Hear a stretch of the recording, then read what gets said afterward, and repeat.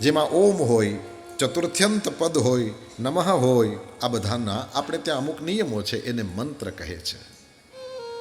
ઓમ નમો નારાયણાય મંત્ર છે, ઓમ નમઃ શિવાય મંત્ર છે, ઓમ નમો ભગવતે વાસુદેવાય મંત્ર છે, ઓમ ઐં હ્રીમ ક્લીમ ચામુંડાય વિચ્ચે મંત્ર છે, વગેરે વગેરે. ઓમ નમશ્ચંડિકાય મંત્ર છે, ઓમ ગણેશાય નમઃ મંત્ર છે. જેમાં ઓમ નમઃ અને ચતુર્થ્યંત પદ હોય અને ત્યાં આપણે ત્યાં મંત્ર કહેવાયો છે.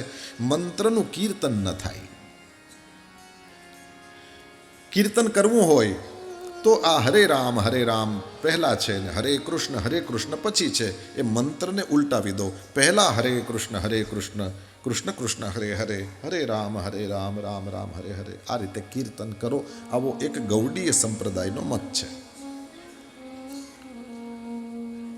થોડું મર્યાદા માટે ગુરુજનો સમજાવે છે કે તમે હરે કૃષ્ણ બોલો પહેલા, કે હરે રામ બોલો, પણ અડધેથી મંત્ર ટુકડો ન થાય. અડધેથી મંત્રનો ટુકડો મતલબ ખાલી કૃષ્ણ હરે હરે, રામ હરે હરે, એ નહીં. એટલે કથામાં પહેલાં આપણે કીર્તન કરતા તો આ કીર્તન પૂરું આવી રીતે જ થતું, કૃષ્ણ કૃષ્ણ હરે હરે,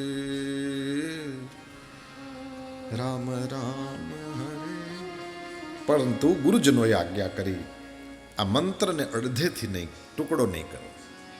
એટલે પછીથી આપણે સંપૂર્ણ મંત્રનું ગાયન કરીને પછી આ કીર્તન પૂરું કરવું.